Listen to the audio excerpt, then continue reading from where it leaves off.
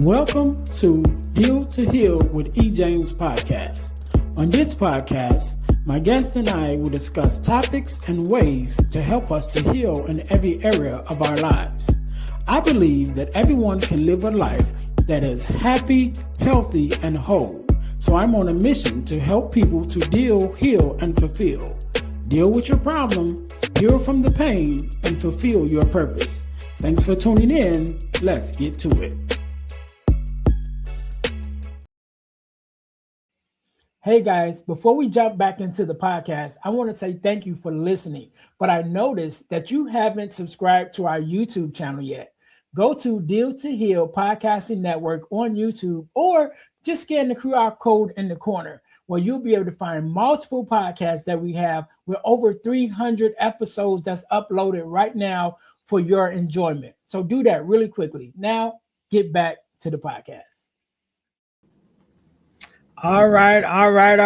Welcome to the Deal to Heal with E. James podcast. I am your host, Earnest James, and I believe that everyone can and should live a life that is whole, healed, and healthy. Therefore, I'm on a mission to help people to deal, heal, and fulfill, to deal with your problems, to heal from the pain, and to fulfill your purpose. Thank you guys once again for tuning in to the Deal to Heal with E. James podcast. If you haven't already, make sure that you subscribe to our podcast on all of your podcast listening platforms, as well as make sure you guys are checking us out on our YouTube channel, the Deal to Heal Podcasting Network, where not only can you find the Deal to Heal with E. James podcast, but you can also find the Girl Dad Discussions podcast, which is our sister podcast, as well as some of the other podcasts that we have available. Again, the Deal to Heal with E. James podcast is there as well. Several podcasts is there. So again, make sure you guys go check us out on our YouTube channel, the Deal to Heal Podcasting Network. Also, guys, coming up, I want to invite you guys to a workshop that I do bi-monthly, which is Embracing Your Grief Journey workshop. You guys can scan the QR code that's on the screen now, on the what am I trying to say? On the flyer. Yes, that's what I'm trying to say. You can scan the code that's on the flyer, and it will take you to our actual Eventbrite page where you'll be able to see all the dates that we have coming up, where we've already had the schedule, as well as other things that we have coming up. So I want to invite you guys to check that out, Embracing Your Grief Journey workshop, which is a workshop that I do bi-monthly, the second Saturday of every other month. And later on, we'll talk about our forgiveness workshop that we do bi-monthly as well. So on the second Saturday of every month, either we'll be doing the Embracing Your Grief Journey workshop, or we'll be doing the forgiveness forgiveness workshop, which we'll talk about at the end of the recording, at the end of the podcast.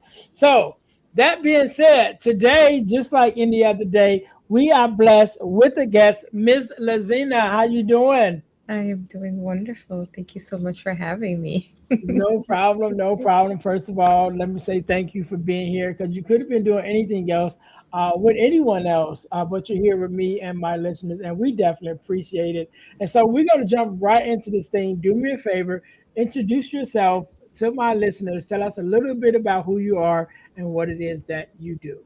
Hi, everybody. I'm Laziena. I'm super passionate about serving people who feel deeply disconnected from the people that they love. Through my work, I help people discover the language of repair so that they can rebuild trust, strengthen their connections, and create relationships where they all feel seen, safe, and understood. And I'm grateful to be here. I'm looking forward to this conversation. No doubt. First of all, I want to say thank you. Again, thank you for being here, but thank you for also having me on your podcast as well. It definitely was a great conversation that we had. And I'm sure some of that conversation will spill over into today, into some of the conversation that we have today. So Laziena, let's go back, right? I want to go back kind of to the beginning, because I definitely know you as a podcaster since we met, and in the same field of wanting to help people, and definitely be a connection for people. But who are you before you got into this space? Like, who are you beforehand, and what was that initial incident that happened that made you say, you know what, I want to spend the rest of my life helping people, even to having a podcast, and we even talk about how that even came about. It's quite a long story, but here we are. um, I will start by saying I was a very lost person. I did not have a sense of identity or anything like that. I was so out of integrity with myself. I was married. I was married twice. My first marriage lasted 6 years. I had my oldest daughter, and then I was married a second time. In that second time, after 12 years, I got a phone call from my then spouse letting me know that there had been some inappropriate sexual relationship with my oldest daughter, who was a teenager at the time. And that really brought me to my knees. I was like, oh, what the heck happened? I was literally on the grass in front of my house, and I was just looking up in the sky, and I'm like, I'm I'm 38. I have three kids, the same life that my mom had, and while Mhm. this is devastating, what happens now? What was my responsibility? And that just led me to do a deep dive into me to understand while he what he did is his own. Why Mhm. didn't my daughter feel safe to come to me? What was my role in it? And that led me to see how I was repeating generational patterns. I had this belief system that I was unworthy, and I had a lot of rage against my father, and that ended up my children felt punished for that. So there was no sense of emotional safety with my children at all. I was a completely emotionally, physically, and mentally abusive, and Mhm. I was determined to change that. I was completely devastated, and I was like, while sexual abuse happens in families, it's not just the survivors who are hurting; it's also the siblings, the mother, the everybody that has been in this family unit is now having to face a different reality. And so I Mhm. started to look for people who were going through similar situations, because at that time I now needed to go fight the law, which I don't know Mhm. if you're familiar, but when it comes to family law and criminal law, they don't talk to each other. So fathers still have rights, which I support. But in this situation, it was such a blanket statement. So I started to look for other people who are on the other side of the journey. And what I found were a lot of people who were unreachable, and I was like, well, I needed to become the person that I needed. And my daughter and I started our first podcast called Breaking the Cycles, where we were sharing how we were growing through this. And that had its own struggles too, but the inspiration behind of it was to be able to repair our relationship and not let this become another mother-daughter who is so disconnected from one another, Mhm. talking to each other ever again, and continue that cycle. So my mission has been to repair that relationship and fight for my children. I didn't know what the outcome was going to be, but I did know that my children were going to know that I fought for them. And so that's kind of the journey that brought me here. But if you would like any more details, please ask. It's my Yeah. very quick to the. No, no, but that's good because a lot of times, unfortunately, that's kind of how we get into the work that we do. Is I would say I rarely know of people who get into doing the work of helping others from a joyous space. It's usually some kind of tragedy or something that happens that kind of pushes us into the areas in which we work. And mine were maybe a little similar like yours. When that what really kind of pushed me. I always been a person that liked helping people, Yeah. and I always had that part of it. But in order to do everything that I do now and the podcast and all of that came out of the transition out of my second marriage when I came to the realization that every woman I've ever dated has been a fatherless daughter. And so we started Hello. Nice to meet you. right. And so that was kind of the thing that kind of woke me up, and I started developing things to help that community, and got phone calls to be on a podcast. And fast forward, long story short, here we are, 250 some episodes of this Congratulations, podcast by the now. way. Thank you. Thank you. But that's just saying that usually it's usually something traumatic or tragic or however you feel that pushes us to into the business that we do when it comes to helping others. Like we're a lot of times we all of us have a, I would like to think most of us have a generous heart. But to go a step beyond that to say, okay, now not only do I care for people, but I'm also going to go that extra mile to really be kind of dive deep in to help people out. And so here we are, right? We get into this work that we do, and you mentioned about, when you came to the realization that you were kind of carrying on, a pattern that had already been there. When we started talking about generational curses and things of that nature. And so, why do you think that, a lot of times it's so easy for us to kind of fall into these patterns, even when we don't even know they exist. Sometimes it's just like you turn around and it's like, oh, I didn't even know, even with myself, and I still do, but and I don't know why, but still, I guess I'm attracted or attract fatherless daughters. Even after I came to the realization of it, it's still like I remember someone asked me like, "Well, how do you fix it?" I'm like, "Well, I don't think it's broken. It's just a realization that that's what I attract." You know Yeah. what I mean? So, what do you think about that? Even why some of us even attract or fall into the patterns that has already been set before, and what can we do to kind of change that once we realize that if it's a negative pattern that need to be broken. Yeah. I mean, that's such a layered question. For me, from what I've learned, is that our father energy, the father energy, the masculine energy, teaches us how to love ourselves, and the Mm. mother energy teaches us how to love others. And if we're looking back at generations and generations, and a little bit psychology here. There's a doctor called John Bowlby, and this is Adlerian theory as well. From 0 to 3 is when our nervous system learns safety, and we learn emotional needs. So, which one of us have had caregivers who knew that their role in our lives is to teach us how to love ourselves and others? So by 0 to 3 is when we pick our nervous system is already in rupture. We had an emotional Mm. impact that's happened that never went acknowledged. And I do this in a diagram sometimes because at by age 6 our limiting belief sets in, and then by 13 that's when our behavior starts to be out of alignment with our belief system, and then 17 is when our ego develops and says we're never going to allow this thing to be in our lives, and this is how we're going to protect ourselves. However, there were lots of joyful moments in our childhood between that 0 to 6 age. And so sometimes I think it could be something simple as so uh, a mother just making sure her child is taken care of. But because Mm. she's doing that, that child gets this belief system that I'm not capable.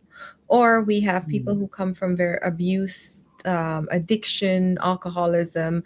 There's so many different layers there. Whatever was picked up in the nervous system, it stays. So when we're adults, we're unconsciously looking for mom and dad and other people. Where our sense of self worth is so deeply rooted that we didn't get it and we didn't know. And again, our parents did the best that they could, but energetically, we have no idea that's stuck in our system. So every person that we meet is carrying the same belief system, depending on their, if it's big T trauma or little T trauma, whatever happened in their lives, there's a history there. And Mhm. so I've had to take the time to learn that history for myself, because like you mentioned, you attract fatherless daughters. Yes, it makes sense because I am looking for my father in you. I need a protector. I need you to love me so much that I'm either going to people please, and then when I don't know how to receive, I'm going to push you away, and we're going to have that Mm. dynamic where I just don't even know what I want. So I think that's just a pattern that continues to happen. And we have people like you and I, and some really wonderful people who are bringing this information to light so that we can look at it from curiosity. Because the minute someone says, I'm a fatherless daughter, we can go into the victimhood of that and be like, Mm. oh, I'm a fatherless daughter. But there's curiosity there. Like we can actually change the outlook of that. I hope Right. that answers your question. No, it did, it did, and I like where you went with it because when we start talking about you, the last thing you said was changing the outlook, and I've had conversations with fatherless daughters over the years, and Mhm. one of the things that I asked them to do when I was kind of doing, um, not necessarily one-on-one coaching, but definitely having one-on-one relation conversations with them, one of the things I will always ask you say, well, what generation of fatherlessness are you? Right. And Mhm. so if you were a fatherless daughter, was your mother a fatherless daughter? Was your grandmother Exactly. a fatherless daughter? Like how many generations does it go back? And after they have a chance to kind of see where they fit, and the generational line going back, then my question is always, okay, so now that you're aware of that, how many generations will come after you?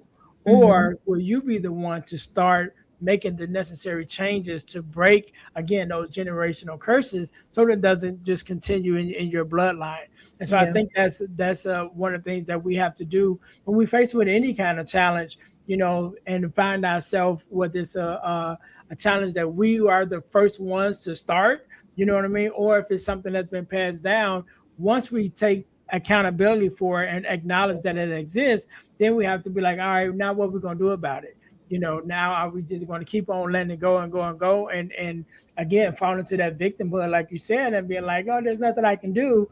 Or will we be like, all right, I don't know what I can do, but I'm gonna try to do something, you know what I mean, to break this thing and to turn this thing around. And I think that's something that's we don't often talk about, but I think it's a reality that acknowledgement, first of all, just acknowledgement and then accountability. Okay, now that I acknowledge it, what part do I play? What part do I change, or what can I do to make things better? And I think sometimes we overlook that.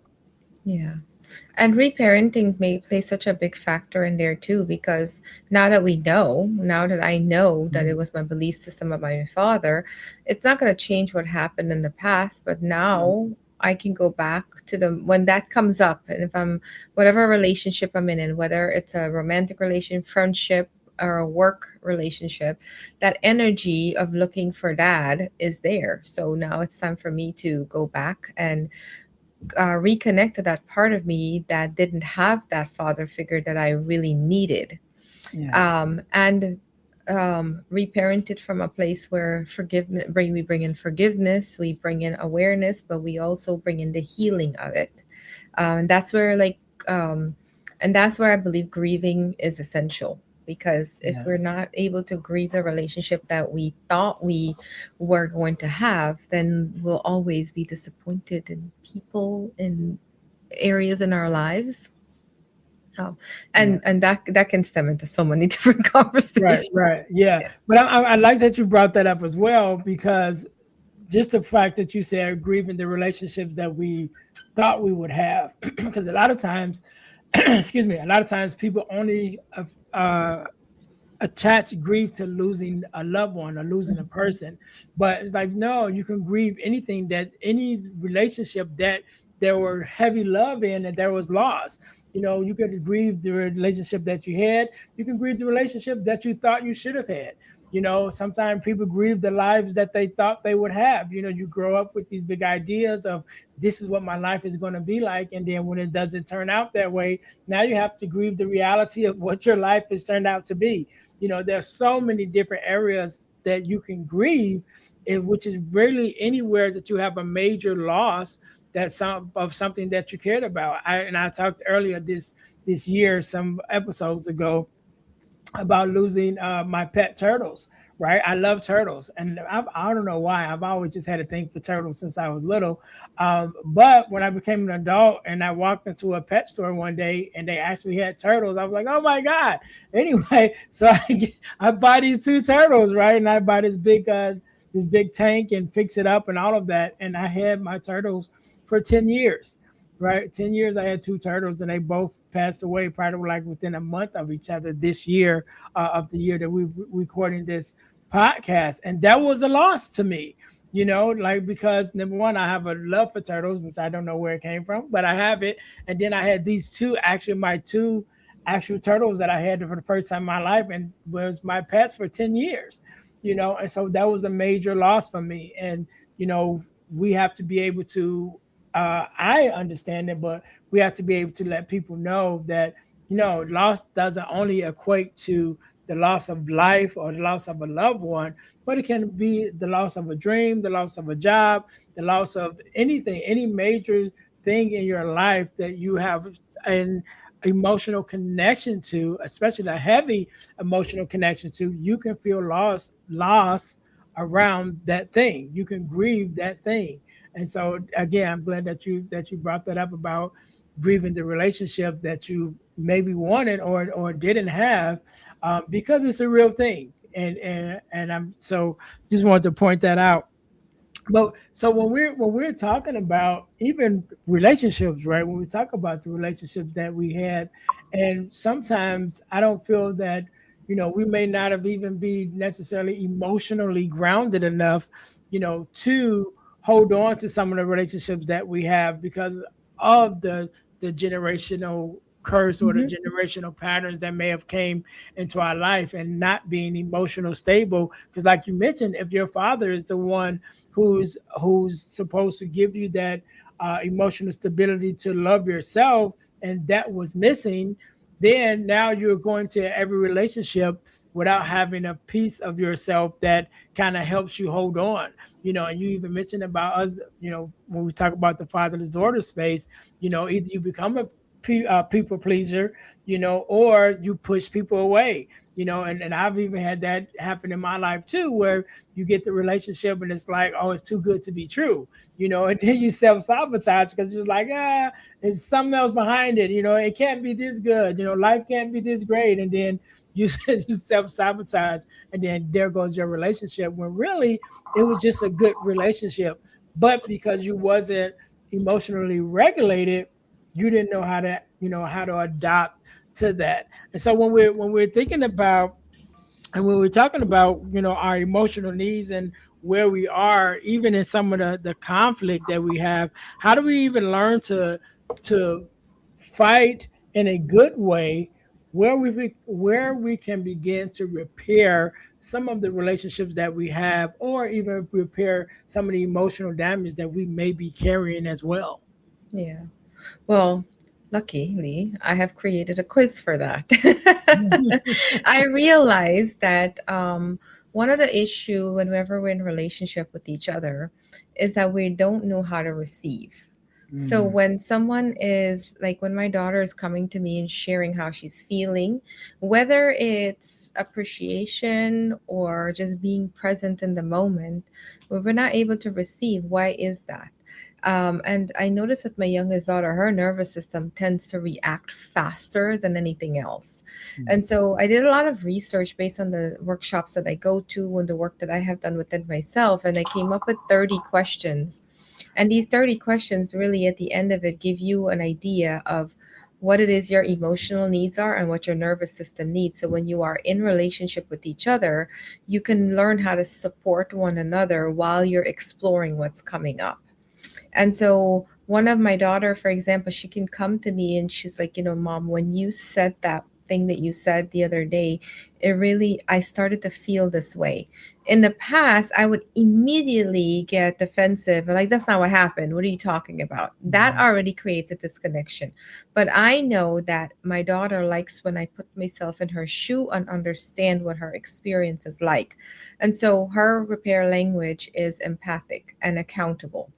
So she would like for me to take ownership of my part. Not to say that I did it wrong or whatever, but I can see how my behavior in that moment affected her.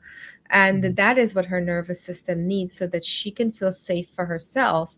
And then the second repair language is how we can stay connected to one another. So once I kind of experimented with them to see what their emotional needs are because they didn't know what it was. And I'm gonna sidestep a little bit here. Um, I learned what their what their love languages were. So we know how to receive love. We've done a lot of reparenting and inner child work.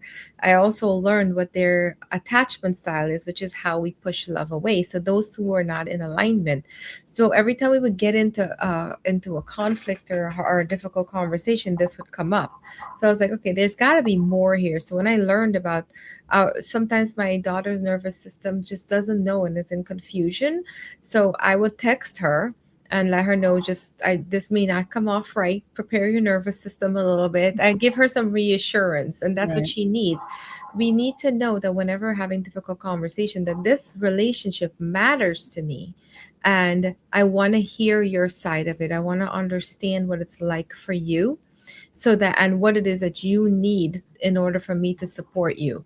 Because if somebody's sharing how they feel and I go to immediate solve it or dismiss it, I'm no longer in relationship with them. So I Mhm. designed the quiz so that we can have something to name what we need, so that when we are going through that disconnection, we learn how to support one another along the journey of discovering ourselves, because none of us have it all figured out. And even when we Definitely think we have it figured out, there's still so much growth that happens. And then I also have some workshops where I teach, because everybody's nervous system and emotional needs is going to be unique. So we're not really going to be able to just understand what that needs. It's going to be trial and error. So we have to be intentional with, okay, I want to learn how to do this differently. What are other tools and resources that are available to me, and explore it with more curiosity than shame. Because the minute our nervous system hears accountability, it's like, nope, I don't want that. I want to right. react differently. So that's kind of where I came up with the six repair language. And the test really helps break it down. But then I have these no cost workshop where I do a live interaction, so that someone can walk away with actual tools at the end of it, so that they know how to really repair their relationship. Because to me, at the end of the day, it's just two people saying, I love you. I want you to love me, but we don't know how to receive that.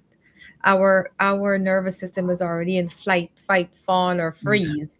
And so when we learn what that is for the other person, then we know how to really meet each other in a safe space. Even if it needs to be a conflict, we can create a Mhm. safe container that said, no matter what, we have relational loyalty. This relationship is important to me, so I'm always going to fight for it, as long as it means that I'm not abandoning myself. But we have to be on the same page, and we want to learn about each other. It's an open space to really collaborate emotionally. So that's kind of that's how I do it in my family, and to me it works fantastic. We still get into conflict, Yeah. but we learn from it. Like, Right. it's an opportunity to learn. Like, okay, what was the need there that you didn't know you have? Because I can't go back and reparent them. They have to reparent themselves. I can only reparent me, but and in the process of it, like, what was the emotional impact that happened, and where did it get unacknowledged, and how do you want it to be acknowledged now, so that we can move forward in togetherness. And I like to say, like, we grow up together. We learn Yeah. so much about our different parts of us, and we get to enjoy the discomfort together. Yeah, and I love that. Have you the way you just expressed that relationship, and like you said, we definitely don't have it all together because I remember having a conversation with my daughter who's 23 now, but this was like a couple of years ago. I think she was like 21, so she's fresh out of high school, Yeah. kind of becoming a young adult, and I'm doing the daddy thing, right, and I'm talking to her about this and that or whatever, and she's like, Dad, every time you talk to me, it's a lecture, you know what I mean? And I'm like, but I'm trying to, prepare you for this thing called life or whatever. And it's like, okay, now I have to receive that, okay, if I'm coming out that way, let me balance how I give her the information that she needs in the way that she can receive it, Hmm. not necessarily saying, well, back in my day, you know what I mean? Yeah, Exactly. It's those not going to work anymore.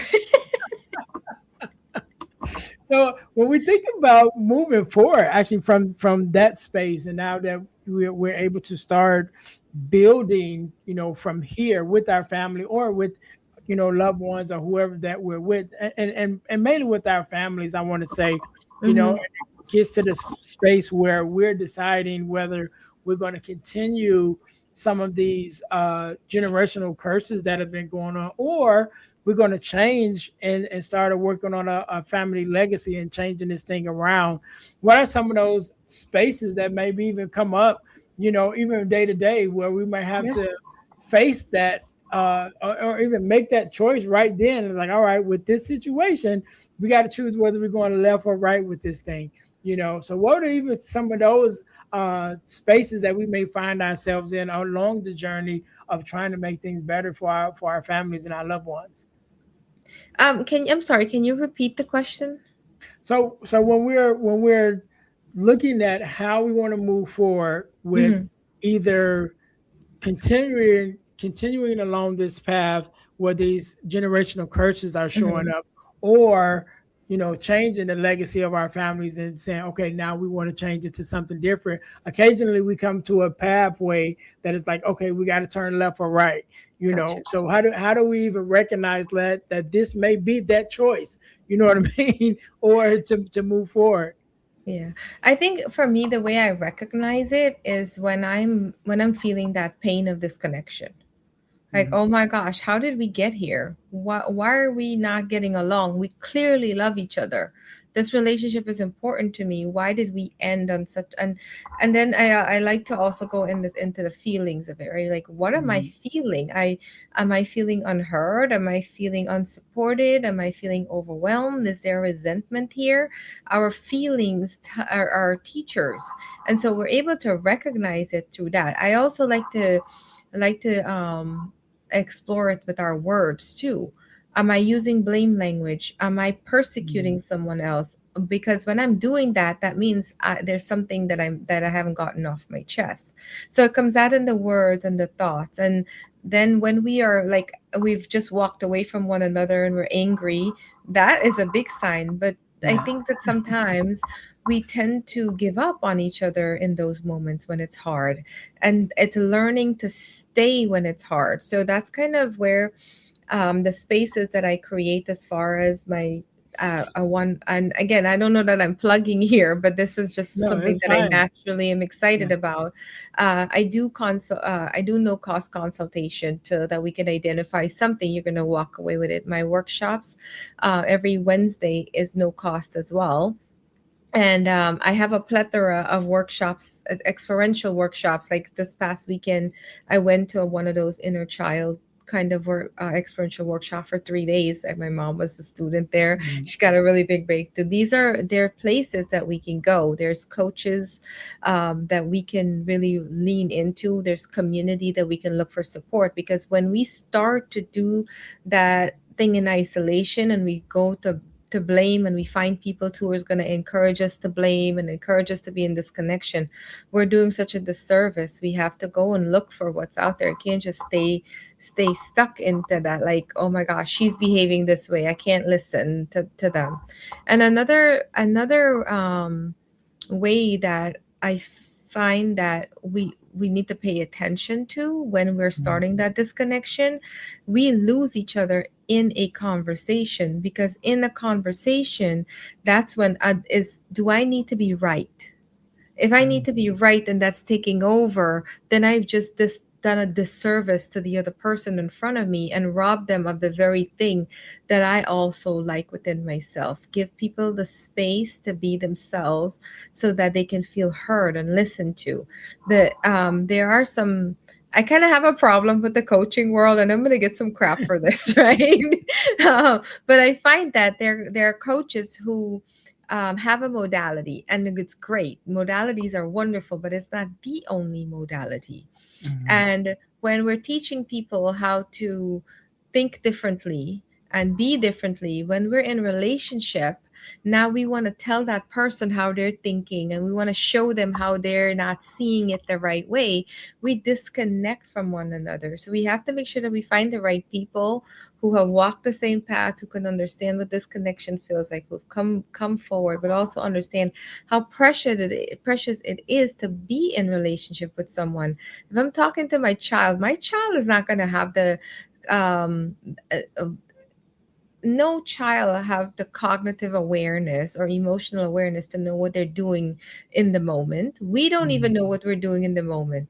Who we think we are and who shows up in the moments is not necessarily the same person. So we have to be able to, as adults and having the relational responsibility, especially if you are on the other side of the healing journey. I feel like I have a relational responsibility to the people that I love and care about to show up for them in a way that's going to nurture the relationship, and not me needing to be right or me needing to prove myself or show how intelligent I am or the work that I'm doing on myself. It's sometimes me being vulnerable is what gives other people the permission to be themselves, and that's what makes us connect. That's how we really connect with one another, when we're that vulnerable.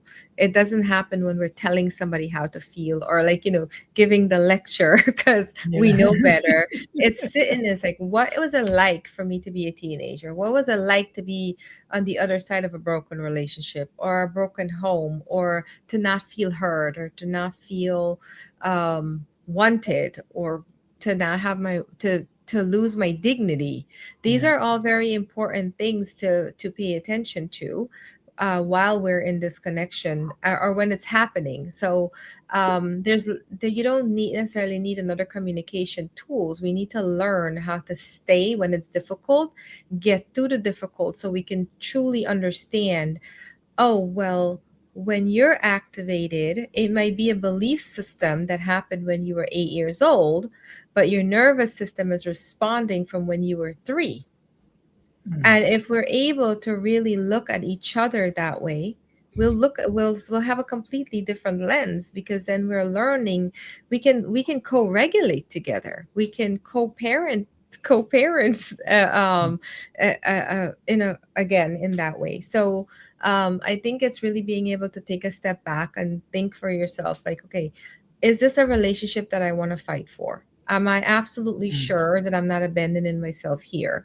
And sometimes if it's our children, we're going to require us to abandon ourselves for a little bit. That's okay. And Yeah. if it's somebody that we love and care about and we know what their history is, they're worth fighting for. Absolutely. I'm always like I'm not going to encourage somebody to lose their dignity in a relationship, but I am also going to encourage them to at least give it a try. Repair is possible. You just have to be able to have the right tools, to be able to have that safety container. And one of the safety container that I like to create for people that I love and care about is the one that's called the spacious repair language. There's two different ways where it's like, I'm not really sure how I feel and I need to take some time to unpack, but I am going to come back, given that reassurance that I'm going to come back. I'm not avoiding, I'm not being the Yeah. avoidant. It's a healthier way of being an avoidant. But also, like, okay, this space here, I just need to get out what's here, and whatever is here, there's something there. I don't want this to be used against me later on. So let's create the sacredness in this container, that we're just going to let this, whatever it is needs to be expressed, express it. And what happens after that is how we repair. Because now we know, oh, you may have been feeling resentful towards me, but it's not really towards me. It's because of a belief system that's happened and I activated. Now, what can I do Mhm. differently? Now that I know, I have an opportunity to do that differently. If I didn't know and I never had got the chance to do that differently, then we end up walking away from each other and all the love is gone, and now we have to go grieve. Right. So I know I'm a little bit long-winded in some ways, but No, hopefully it's fine. It's perspective fine. about it. And I want to go to a couple of things that you Yeah. said.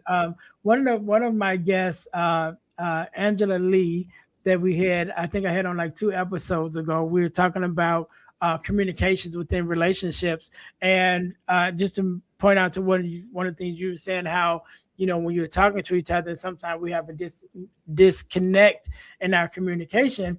One of the things that we were talked about then is not only figuring out a way that you can say what you need to say in a way that the other person can receive it, but also acknowledging the way that that other person processes information. Because sometimes in relationships, if you process information differently, I may not process really quickly. So you may tell me something, I might be like, hey, like you just said, I need a couple of days to kind of mull this over and think it over in Right. my head. But if we recognize that, okay, take this time to process that you need, and recognizing how I can say it better, how it can be received better, and then giving us the necessary time that we may need to process it correctly, so that we're having this conversation in a good space, for us to be productive in the conversation. So I think that was important. And then you also talked about, being vulnerable, excuse me, and definitely in the work, when we mentioned grief several times, which is one of the things we both deal with when it comes to grief. Vulnerability is one of our biggest strengths, because you are able to open up the door for that other person to have the space that they need to be vulnerable as well. I oftentimes talk about my, suicidal ideations that I went through, and those things that I went through and how I dealt with it. And even having the conversations now with people in real time, like on my job, I've had the conversation several times with different ones on my job. And then, to me being able to open up and say, hey, this is something that I dealt with, open up that door for them to say, this is something that I dealt with and still deal with sometimes. But as men, if I was never vulnerable enough to admit it, then those conversations would never be had, for the most part amongst men in general. There definitely are some safe spaces that we have, but sometimes we don't even go to those spaces. But by me being vulnerable and taking that into my everyday life and every room that I'm in, I'm able to have these conversations to open up those doors for people to be able to also express what it is that they've been holding on to, what it is that they maybe still be grieving, and be able to have those conversations. So yes, being vulnerable definitely, is like a go-to, especially if we mentioned about coaching and the coaching world. Like, you definitely can teach from a textbook, but when you have the real life experience to be able to relate with the people that you're coaching and you're leading, then it definitely has a bigger value, I believe, into those lives, because you have that. So one of the things you said too about one of the things you said about being self-promoting, but I don't mind at all, because I think you have some amazing things. And so I want to talk about a couple of those things. And I want to talk about the podcast, which I had the opportunity to be on. Well, one of them, because you mentioned about the one with you and your daughter. I wasn't on that one, but I was able to be on your podcast. And we talked a lot about grief, Yeah. and the different aspects on that podcast. But let's go back to one of the things that I know that you do, and you can tell us a little bit more about, which is your workshop around grief mapping. So, what Yes. exactly is that, and how does that help the participants that take part in that workshop? Yeah. So one of the things that I love about the relationship repair language, it is not just to repair with others, it's also to repair with self. And Mm, sometimes when we're in the depths of our grief, we tend to isolate, and sometimes we reach out to people and we don't necessarily get the advice that we want. People can only meet us as deeply as they have met themselves. And I mm, believe that statement is so true. So while I may be going through grieving, as far as grieving a breakup or a life that I was looking forward to, that someone might know about grieving a sibling or a child. So the grief is going to be different. But what is it that it really goes back to our emotional needs. When we are in grief, when we are grieving, when we are so deep in the depths of that despair and the suicidal ideology, and we just don't want to be here anymore, or we're crying and we just don't know what we need, these repair languages come in handy. Because if I just give myself a chance to sit in a sacred circle with some candles and soothe my nervous system and reparent it also in that moment, and just say, separate our identity from what we're grieving. Because we tend to say, I'm sad, that I am not sad. I am feeling sad. Mhm. And sometimes we don't notice. We give ourselves that sacred container and activate our senses. I'm somebody who loves physical touch. And so my nervous system loves to be soothed. That doesn't mean that I need a partner to hug me or touch me or anything like that. That means that my nervous system is in a dysregulated space. My grief needs to feel witnessed. If I don't have the support around me to witness it, how can I do that for myself? And that may be something simple as listening to some songs that will get me to bring that sadness to the surface while I am comforting myself, while I'm observing me and witnessing me, like, oh my gosh, I see how big your heart is, that you have so much capacity. And this is really, really sad. This is not something that you could just brush off and it's just gonna go away. You loved that person. You loved from a pure space. There's other ways. There's like, empathy. The empathic repair language is being able to put myself in that other person's shoe. Like one of my grieving is like, how could this person just forget about me? And Mhm. so it's sometimes I need to go and be like, oh my gosh, well, maybe they thought about me, but they couldn't do any better. And this was the best of their ability in order to love me the best that they can. And so when we are activating these kinds of the repair language with where we are in our grief journey, it feels a lot better because then we're not just brushing it away. We're being intentional, and so we're not carrying it every single day. And when we're at work, or we're just, because we're carrying grief, it's like a heavy cloak. It Mhm. doesn't come off, and then you just take another cloak and put it on, and you put it on, and this way Yeah. you get to take that cloak off, and you get to like breathe into it and being intentional, like, okay, I may have a busy day and I need to take some time to grieve.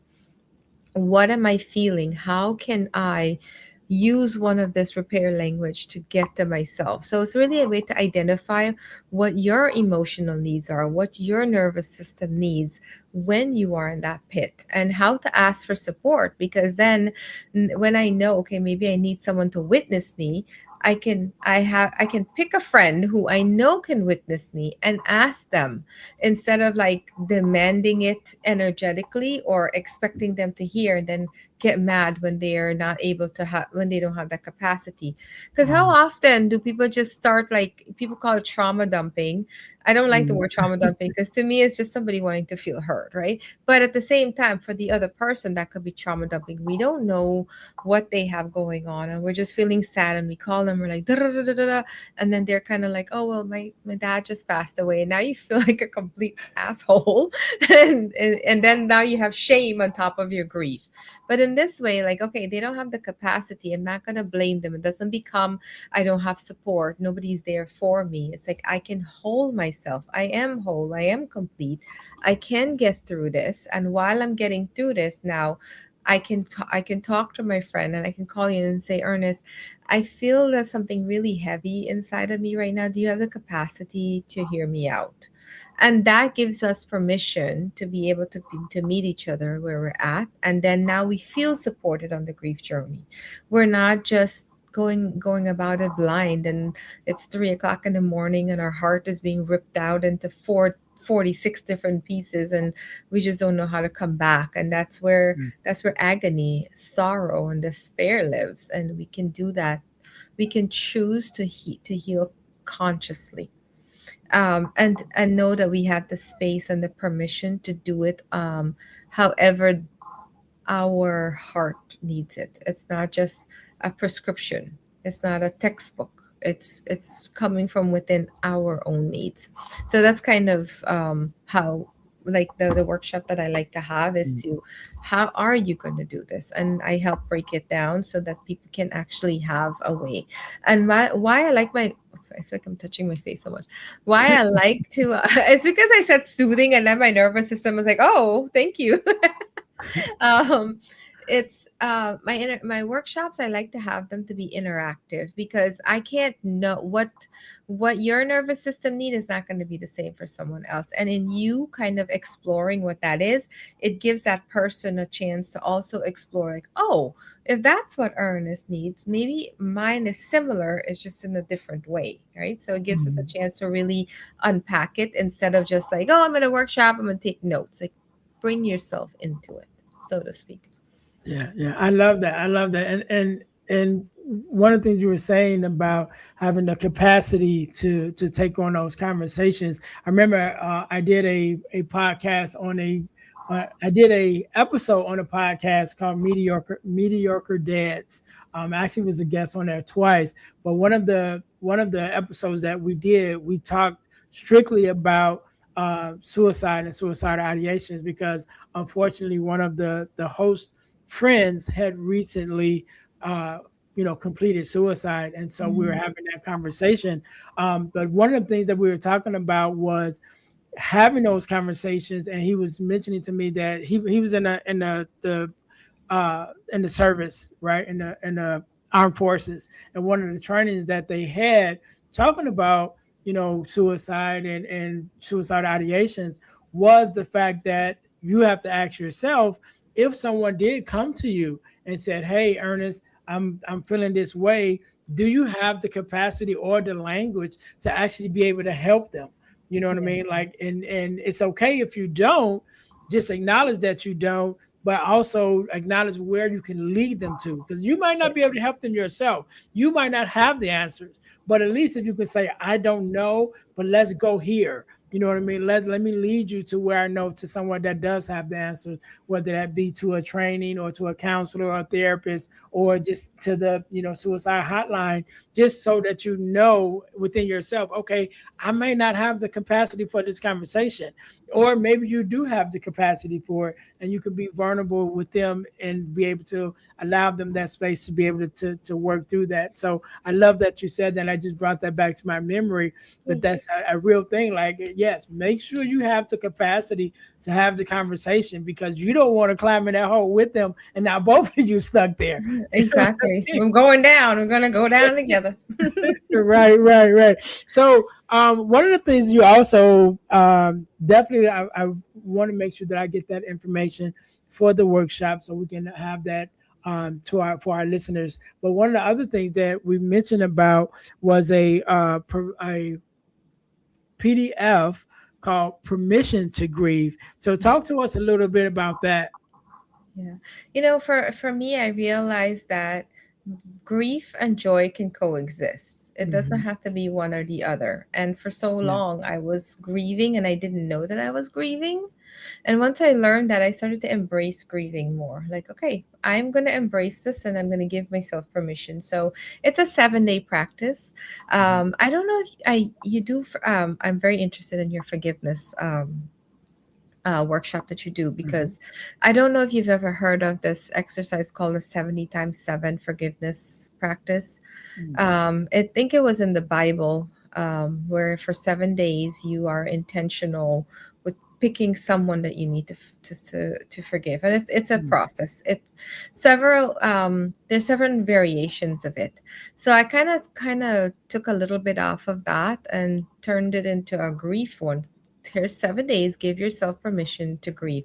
Every day is something different. It's a prompt and a guide, so that way you are intentional with it. And to me, it's a way of witnessing it, self-witnessing it, and then allowing other people to be a part of it. So it's like it's a daily activity practice that you can be intentional with as you're going through the grieving process, and also reclaiming your joy, reclaiming your dignity, your sovereignty, whatever it is that you need to get through that tough time. Because when someone's grieving, like we talked about, not all grief is death related.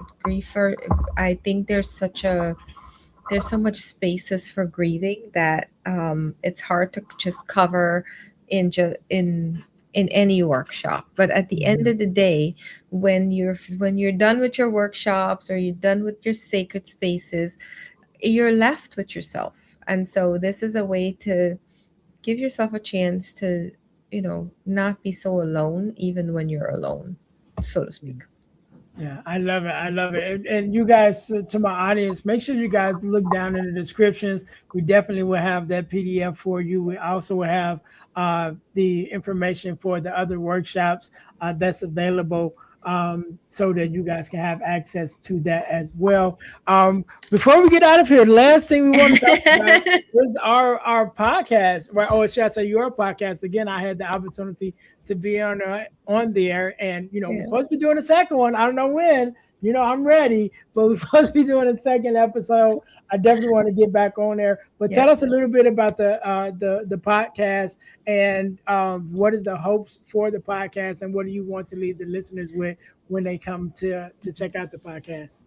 Well, so unfortunately, the Breaking the Cycle podcast is going to be retired because I did start it with my daughter, but my daughter is now 25 years old and she's got a life. She's going to school. She's building her own life now, and I'm so proud of her. So it's a little bit tough for me to keep up. So this is the last season that we're in, and I'm going to transition into the meaningful conversation. So it's not necessarily a podcast, but I feel I love modalities like I talked about earlier, and I'm bringing on guests who help us see ourselves differently, who I Mhm. know I believe in their modality, I believe in what they're doing, and I want to highlight their work. So whatever the topic that they're so passionate about, I want to have a meaningful conversation. They share their their thoughts and their ideology, their framework with me, and I kind of interpret it into my own life. Like, oh, how does this apply to me? And how have I seen myself in this, or how do I see myself in? What can I take from this and apply daily and share with others? And then I have the Optimized Prime podcast, which I host with my co-host with my friend Nasheed. He's in Bangladesh, which is the one you were on. That Mhm. one is called Optimize the Prime podcast, but the theme of it is how have you become the hero of your own transformation? And the idea of it is Nasheed and I got together and he's like, let's do a podcast again. And for me, if I'm going to do something with someone, our inner child have to do it together. That's how we grow up with one another. So it's like, okay, what's your favorite childhood cartoon? And he loved Optimus Prime because of the leadership quality. So I was like, okay, this is what we're going to call it. And it's sharing your success stories. We know that everybody has you don't necessarily have to be an entrepreneur or a business owner to have something special, Mhm. and we want people to know what that looks like, where it's been, how you have overcome it, and that's something that we want to grow. We want people to subscribe to. We want to invite people on it, and it's been great. We're in season 2. We're over season 2. We need to start prepping for Mhm. season 3, and we're so booked out that it's incredibly insane. And then I have a third one called Not Here to Fix You, and this is my co-host. She's in India, and she is a food behavioral strategist. So she kind of like has a great framework where you can look at your food patterns and where they're coming from and have a healthier relationship with food. And I'm about a healthy relationship with self. So we naturally flow and we have good, really amazing conversations. So we want to really be able to bring value to others when it comes to our eating habits or our relationship with ourselves and how we can navigate that differently. But the one that I'm super excited about is the Laziena experience. Under Laziena experience as a meaningful conversation, because I really feel that that one is so special and dear to me. It's how I see other people, and the conversation that we have are so beautiful that it's not like an interview. We're really just having a conversation. And when I learned that a lot of people use podcasting as a lead generator, like, okay, let me be intentional with this. You're going to come on, you're going to share what you know, and I'm going to share 6 clips. I'm also going to highlight the episode because I really believe that YouTube is the second largest search engine. That's where it's housed. However, when we show up and we bring our content to the people that we love and care about, we're building our own authority. They're hearing it from our mouths, our heart, our we're pouring outwards, and it's so authentic, and I want that to be what people see in each other, not the transactional type of relationships that we have. These are people who help us see ourselves differently, and something that is incredibly beautiful. So you're definitely on the list for that one. I haven't Okay. communicated that with you yet, but I do foresee us having a really meaningful conversation because you have so much. I am a fatherless daughter, right? So I think that is even a topic on its own, and to be able to sit in a space and talk to someone who's on the other side of that, I think we would have a really great conversation. Yeah. That is not only going to help people see themselves in it, but also they will walk away with tools, and they're going to walk away with some even little bits of wisdom and nuggets that they otherwise would not have gotten if it wasn't for two people like us coming together. So that's kind of where I'm at right now. There's so much more to it. I'm super. Right.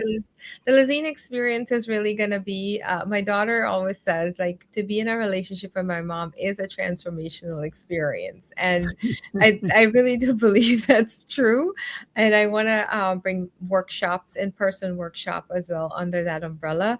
But for right now, I'm really excited about the conversation that I'm having. And I have partnered with the I Am Ready magazine. So everyone who is being featured in that magazine will also have the opportunity to sit with me and share their framework or whatever they haven't covered in the magazine. And I'm happy to promote that and share that. I'm saying the word promote, but it's not transactional at all. I really believe in these people and their story. I believe in your work. And when I kind of want to give to the world what I want for myself. And so everything that comes out of me is something that I would do for me, and that's how I want to show up for others. I love it. I love it. So is all the podcasts on the same YouTube channel, or on their are they on different They all channels? have different channels. Yeah, they all have their own. So the Lazina experience is one. Optimize has its own, and Not Here to Fix You have its own. Breaking the Cycle also has its own, but because of my capacity, I'm going to add it onto like a playlist for the Lazina experience, because Okay. I want everything that we have done to show up there, and Yeah. Yeah. it's special. Like it's legacy. Right, right, right. Yeah. Yeah. So I kind of did the opposite. So I do have I have the Deal to Heal podcast. I do have the Girl Dad Discussions podcast. Then I have a podcast that I started with my brother called the Earn and Earth podcast. And then my sister does a podcast, a Bible study podcast that she's been doing for like the last 6 or 7 years. So, but I decided to put all of them under one channel, and then you go to that one channel and have all the podcasts there, Yeah. just so we all kind of build it in one place. So yeah, I love it. I love it. We'll make sure that we have all of that information down below. I'm gonna have we're gonna have a word from our sponsor, but when we come back, Laziena, I want you to have the last word. I want you to leave us with a word of advice, motivation, however you feel, whatever that's on your heart, and also with your social media handles and anything like that, where we can find you, where we can learn from you, and we can also, hire you, I guess, to be a coach, or to even take part in some of your workshops as well. So I'll let you give you a couple of seconds to think about that as we take a break for our sponsor. Hey guys, this podcast is sponsored by the Deal to Heal School for Living. That is our online community on the school platform. You guys can go there and check it out absolutely free for the first 7 days. And while you're there, take advantage of all the free resources that we have. And if you decide to stay, it's only $27 a month. And each month you have access to a new workshop. So go check that out at the Deal to Heal School for Living on the school platform. Just scan the QR code in the corner and you guys will be able to get there. All right. We'll see you soon. All right. All right. Make sure you guys go and check that out.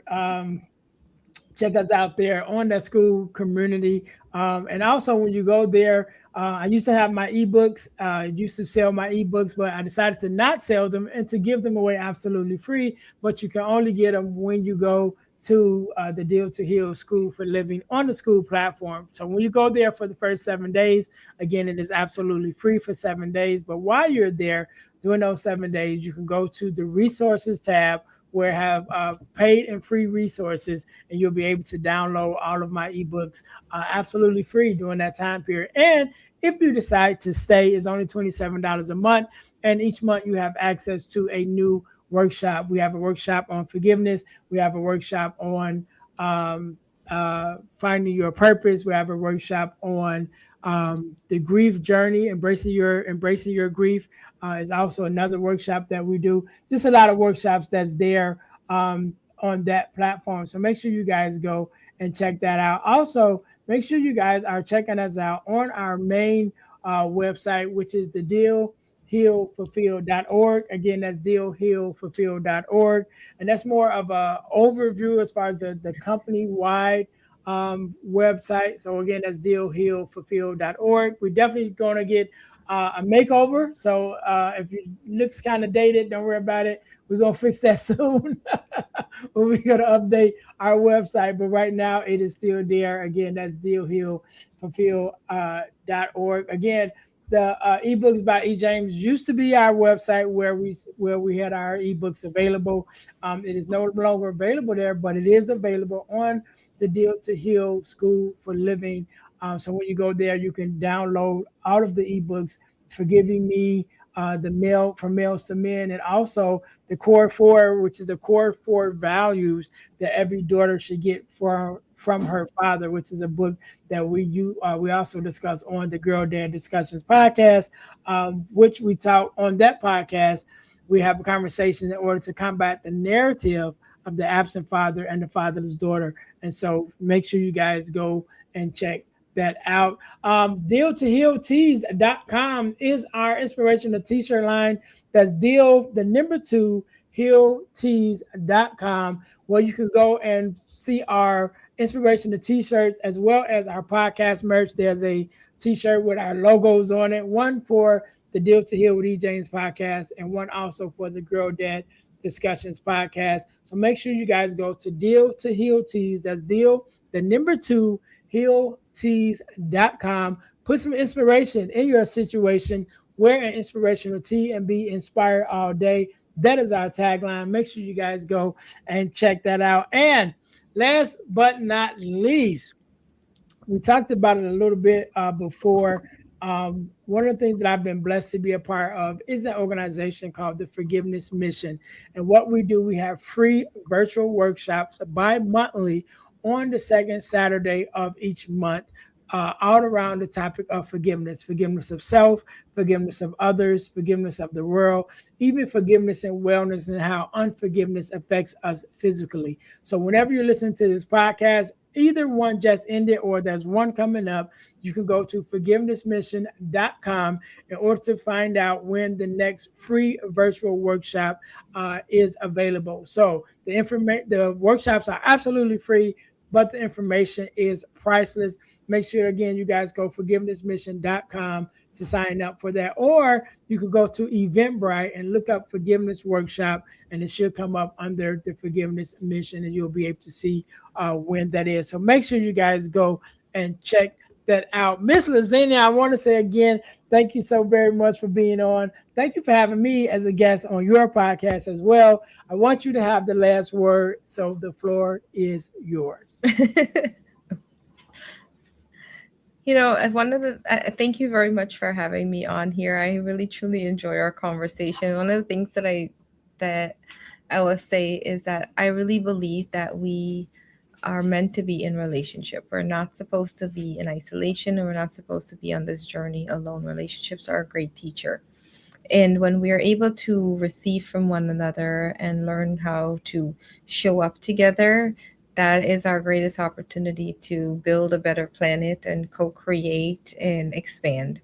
And the relationship repair language is here to guide you through just that. I hope that you all can follow me at Laziena Hodge anywhere, Instagram, Facebook, and my YouTube is the Laziena Experience, in LinkedIn as well as Laziena Hodge. just type my name in, you'll find me anywhere. My goal is to help people be in more relationship with one another. I don't believe that we need to be separate. It's a beautiful journey. We get to discover so many beautiful things about ourselves. And when we have that opportunity to just grow up together, and it doesn't necessarily have to be as hard as we think that it should be. And that is all that I have for you right now. No problem, no problem. We can't end it no better than that. To my listeners, thank you guys for tuning in to the Deal to Heal with E. James podcast, where our mission is to help you to deal, heal, and fulfill, to deal with your problems, to heal from the pain, and to fulfill your purpose. Until next time, you guys be blessed. Thanks for listening to the Deal to Heal with E. James podcast. Remember to listen, like, subscribe, and share. This episode has been brought to you by Deal to Heal Teas. Put some inspiration in your situation. Wear an inspirational tea and be inspired all day. Let's go to dealtohealteas.myshopify.com. Remember, our mission is to help you to deal, heal, and fulfill. Deal with your problem, heal from the pain, and fulfill your purpose. Thanks for listening.